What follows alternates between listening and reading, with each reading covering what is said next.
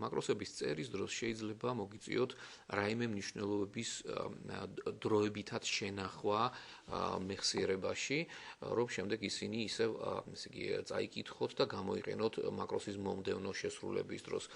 ამდაგვარი ინსტრუმენტი არსებობს ინტერფეისის ობიექტში, ეს არის get setting-ი და set setting-ი, აი ეს ორი მაკრობრძანება.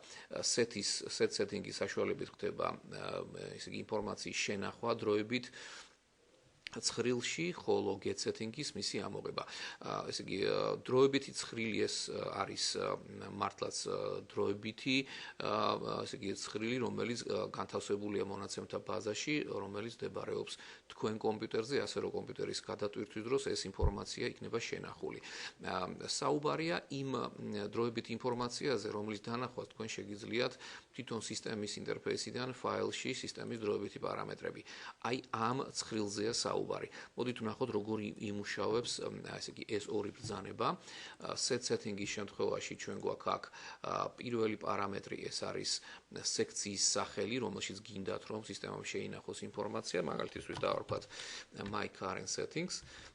მეორე პარამეტრი ეს არის გასაღების დასახელება, key-name, მაგასაც დავარქვათ დაუშვათ my macro და მაგალითისთვის გვინდა შევინახოთ რაიმე მნიშვნელობა, სულაც 200 გვინდა შევინახოთ.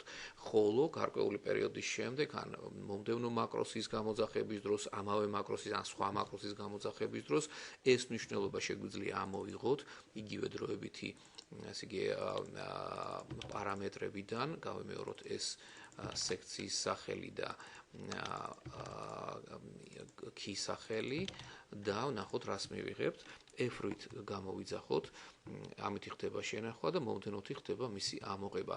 თუ ჩვენ ვნახავთ ახლა აი ამ სექციას და დასახელებას, ესე იგი, დროებითი პარამეტრების ცხრილში ვნახავთ, რომ აი მოექცა, აქ არის ეს ჩვენი დროებითი მნიშვნელობა და შეგვიძლია დროებით შევინახოთ რაღაც, ესე იგი, მახასიათებლები და მაკროსის შემდეგ გამოვიძახოთ ეს მნიშვნელობები.